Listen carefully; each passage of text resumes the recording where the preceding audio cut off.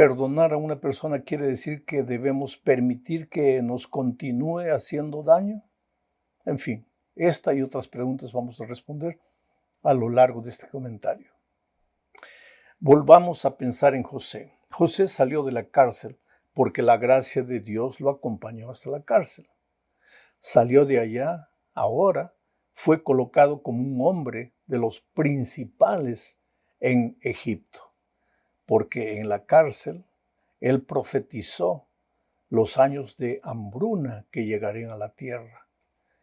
Y Faraón lo colocó como el hombre encargado de construir almacenes y de juntar granos para estar preparados para los tiempos de hambruna.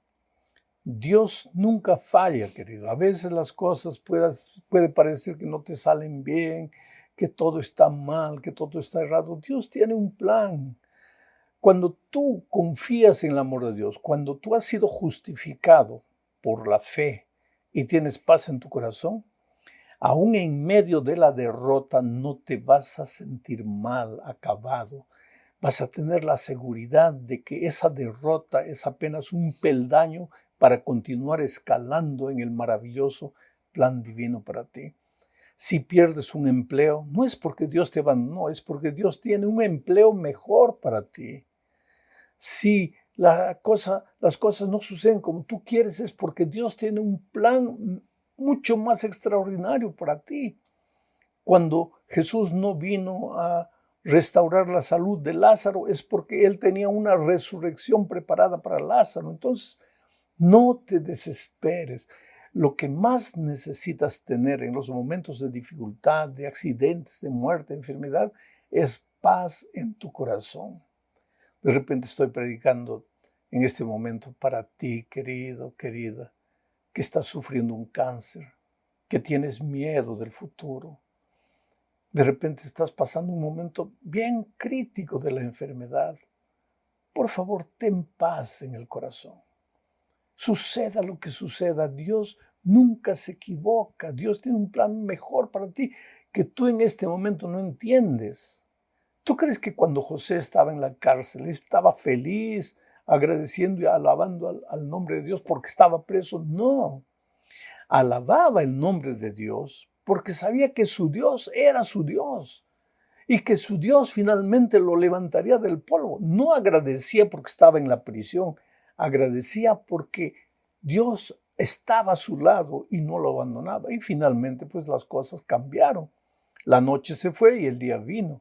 Y ahora José era uno de los principales hombres de Egipto. Y de repente sucede lo que voy a leer ahora en el capítulo 42 de Génesis, versículos 7 y 8. Y José, cuando vio a sus hermanos, los conoció, mas hizo como que no los conocía, y les habló ásperamente y les dijo: ¿de dónde habéis venido? Ellos respondieron: de la tierra de Canaán, para comprar alimentos. José pues conoció a sus hermanos, pero ellos no le conocieron. Qué cosa interesante. Cuando la hambruna no llegó solo para Egipto, se extendió hasta la tierra de Canaán. Entonces Jacob y sus hijos, los hermanos de José, que lo habían vendido a él y que pensaban que había desaparecido, estaba muerto, ellos vinieron, los hermanos de José vinieron a Egipto a comprar trigo porque estaban muriendo de hambre allá en la tierra de Canaán. Y cuando llegaron a hablar con José, José los reconoció, dice la Biblia, pero ellos no lo reconocieron. Y les habló ásperamente, no porque estaba guardando rencor, sino porque quería probarlos, quería confrontarlos con la realidad. Porque José ya había perdonado a sus hermanos hace mucho tiempo. La Biblia no dice en qué momento los perdonó, pero te digo una cosa. Una persona que guarda rencor en su corazón, una persona que no es capaz de perdonar a sus ofensores por lo que le hicieron, esa persona está imposibilitada de vencer en la vida, de triunfar en la vida. Porque lo primero que tú necesitas tener en el corazón para vencer en la vida es paz. Pero para tener paz tienes que haber probado el perdón divino. Pero para probar el perdón divino tienes que haber perdonado a tus ofensores. Porque cuando tú no perdonas a alguien, tú no crees en el perdón divino, porque tú raciocinas humanamente así. Si yo no puedo perdonar a este que me ofendió, ¿cómo es que Dios me va a perdonar a mí? No, Dios no me va a perdonar. Y si no tienes el perdón de Dios, tu corazón está amargado. Y con ese corazón amargado es imposible vencer en la vida. Por eso el perdón tiene un poder curativo extraordinario. Vamos a la segunda parte de este comentario, hablando de lo que sucedió cuando José se encontró con sus hermanos. Génesis capítulo 42, versículos 21 al 24. Y decían el uno al otro, quiere decir los hermanos de José, ¿no? Y decían el uno al otro, verdaderamente hemos pecado contra nuestro hermano, pues vimos la angustia de su alma cuando nos rogaba y no le escuchamos. Por eso ha venido sobre nosotros esta angustia. Entonces Rubén les respondió diciendo, ¿no os hablé yo y dije, no pequéis contra el joven y no escuchasteis? He aquí también se nos demanda su sangre. Pero ellos no sabían que los entendía José, porque había intérprete entre ellos. Y se apartó José de ellos y lloró. Después volvió a ellos y les habló, y tomó de entre ellos a Simeón y lo aprisionó a vista de ellos. Qué cosa tremenda esto, querido. La culpa nunca abandonó a los hermanos de José, desde que lo vendieron. Cualquier cosa mala que le salía, ya pensaban, es por lo que le hicimos a nuestro hermano. Si alguien se enfermaba, es por lo que le hicimos a nuestro hermano. Ahora cuando la hambruna llegó, es por lo que le hicimos a nuestro hermano. Ahora cuando llegaron a Egipto y José los trató mal, y ellos no sabían que era José, pensaron, se sintieron amenazados y pensaron, es por lo que le hicimos a nuestro hermano. Y entonces Rubén se levantó. Rubén es el hermano que cuando José estaba en el pozo, porque ellos querían matarlo de hambre y de sed, Rubén dijo, no debemos, lo sacó y los vendieron como esclavo para Egipto. Entonces Rubén les dijo a los hermanos, ¿se acuerdan lo que yo les dije? No toquen a él, su sangre va a clamar por nosotros.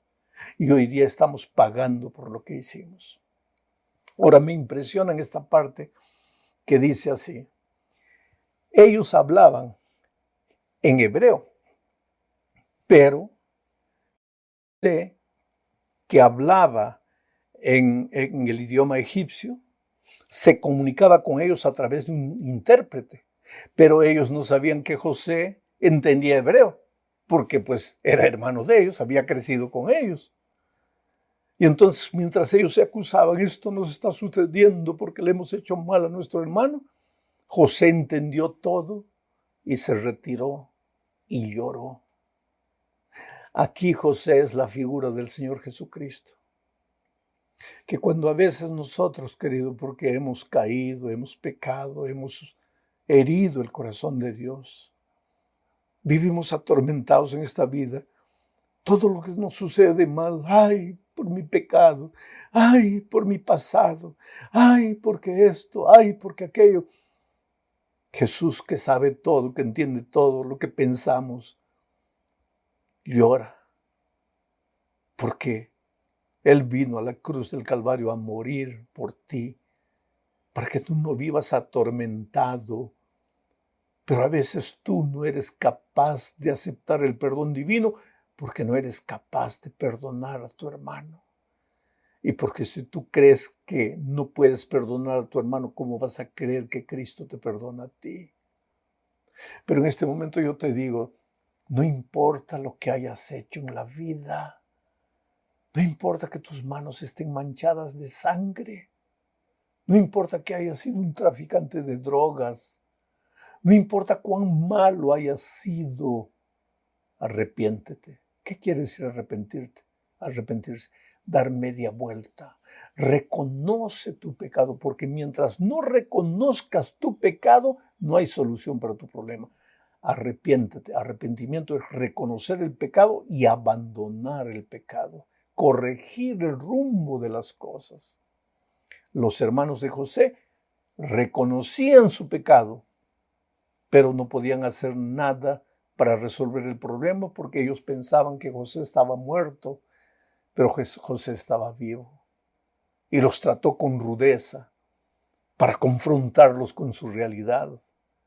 Y quedó triste José al comprobar que ellos realmente no habían tenido paz durante todos aquellos años. Ahora te digo una cosa, querido. Una persona que no es capaz de perdonar no puede tener paz. Yo prediqué una vez en Río de Janeiro, llegué a mi hotel y entonces recibí una llamada telefónica de una mujer brava que me dijo, claro, para ti es fácil predicar del perdón porque a ti nadie te ha ofendido, nadie te ha herido, pero yo no puedo perdonar, yo no debo perdonar. Y me contó su historia.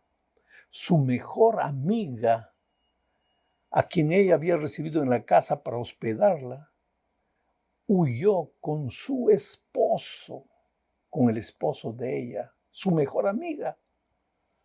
Y ahora vivían ahí, la dejaron sola a ella, abandonada, y ellos vivían felices por ahí.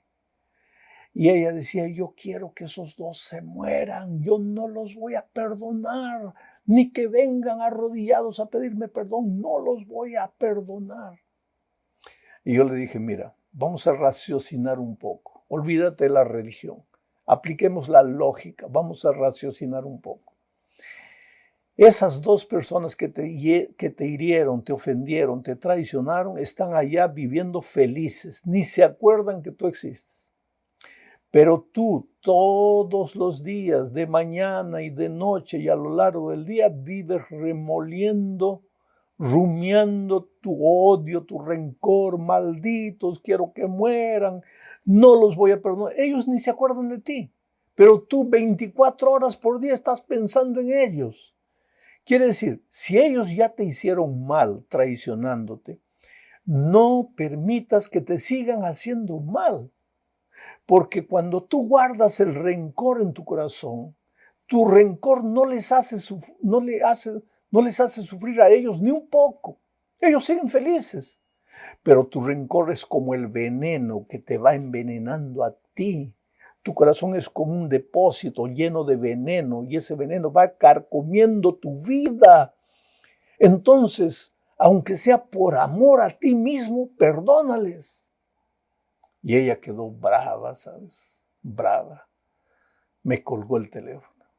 Pero años después me encontré con ella, bien casada, con una hijita, feliz de la vida. Y me contó que aunque aquel día ella quedó brava, a medida que los días pasaban fue pensando y llegó a la conclusión de que realmente su rencor no le hacía mal a ellos. Pero ella estaba muriendo, fea, deteriorada, porque el rencor te envenena el alma. Y entonces, ¿qué hizo? Fue una mañana a buscarlos. Cuando ellos lo vieron, se asustaron. Pero ella dijo, no se asusten, he venido a pedirles perdón. Pedirles perdón, ¿por qué? Si nosotros te hemos ofendido. No importa quién ofendió a quién. Yo quiero pedirles perdón. Yo quiero vivir en paz con ustedes. A partir de ese día su vida comenzó a florecer, se volvió más bonita, adelgazó, se casó con un buen hombre, ahora tenía una hijita feliz de la vida. Por eso digo, el perdón tiene un poder curativo que tú no tienes idea. Hay mucha gente enferma del alma, deprimida, prisionera de sus emociones negativas, porque no es capaz de perdonar. Ahora, viene la tercera parte de nuestro estudio. ¿Quiere decir que perdonar es olvidar? Cuando tú perdonas ya te olvidas de lo que las personas te han hecho. Voy a hacer un ejemplo bien práctico. ¿Tá? Voy a hablar de esposos. Esposos. El esposo agrede físicamente al esposo. Una vez, 2 veces, 3 veces, 4 veces, 5 veces. ¿tá? Hasta que ella decide abandonarlo. hasta que ella decide abandonarlo. Entonces él va, la busca y le pide perdón. Perdóname, perdóname, perdóname, perdóname. ¿Ah? Entonces ella lo perdona y pasado una semana la vuelve a agredir. Y ella se va de nuevo. Ahí él vuelve perdóname, perdóname, querido. Esto es lo que hay que entender. Mira, el hecho de que tú perdonas a otra persona no es que tú le das el derecho de continuarte haciendo daño. No. Si tú tenías un amigo en quien confiabas fielmente, le confiabas tu negocio, tu dinero y te traicionó, te robó, fue deshonesto contigo, ¿vas a perdonarlo o no? Claro, como cristiano vas a perdonarlo porque guardar rencor no te hace bien a ti mismo. Pero el hecho de que lo perdonas no quiere decir que le vas a confiar todo de nuevo. Ese es el asunto. Y si tú analizas bien la historia de José, vas a ver que él perdonó a sus hermanos.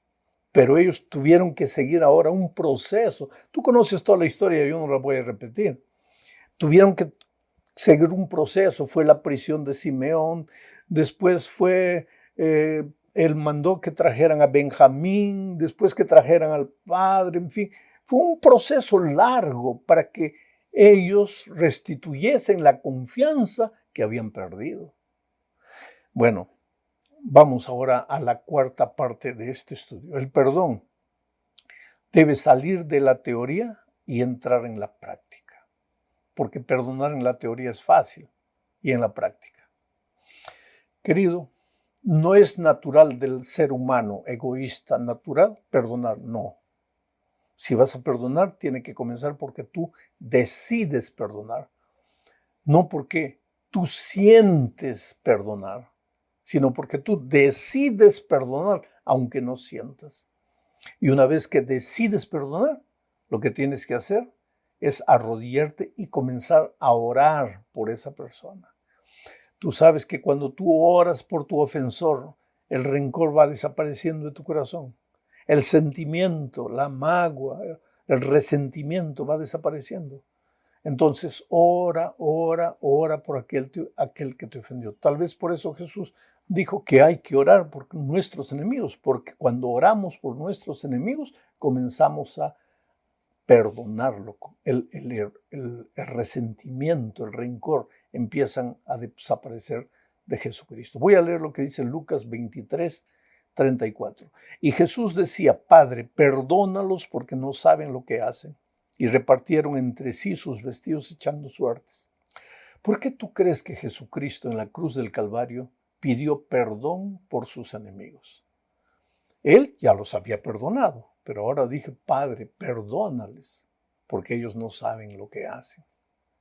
¿Por qué Jesús perdonó en la cruz del Calvario? Yo siempre digo que el más grande púlpito de Jesús no fue el púlpito, sino la cruz. Porque en el Sermón de la Montaña él había predicado: perdonad a vuestros enemigos. Eso era bonito, la teoría. Pero ahora en la práctica, en la cruz, él perdonó. Salió de la teoría y entró a la práctica. Él perdonó a los que le estaban hiriendo, le estaban ofendiendo, le estaban insultando. ¿Por qué? Porque Jesús no solamente vivía el Evangelio, pero él también sabía que el rencor te hace mal a ti mismo. Y él ya estaba sufriendo clavado en la cruz el dolor físico. ¿Para qué cargar un dolor emocional guardando rencor en su corazón? Entonces dijo: Padre, perdónales, porque no saben lo que hacen. Llegamos al final de este estudio hablando de cómo hallar descanso después del perdón. Para eso voy a leer Génesis 50, versículo 20. Vosotros pensasteis mal contra mí. Esto es lo que José le dijo a sus hermanos. Vosotros pensasteis mal contra mí, mas Dios lo encaminó a bien.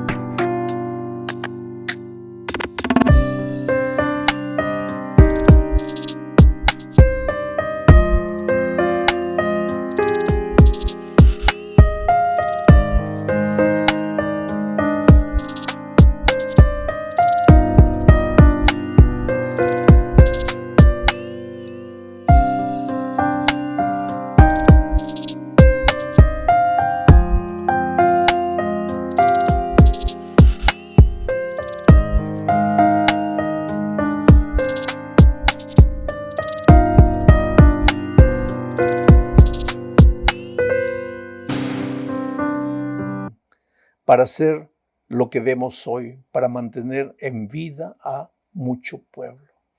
Qué interesante conclusión de José, ya cuando había venido el papá, toda la familia, todo el pueblo de Israel se vino para Egipto. Por eso finalmente cuando subió otro faraón, ya ellos habían sido esclavizados, fueron esclavizados por los nuevos faraones.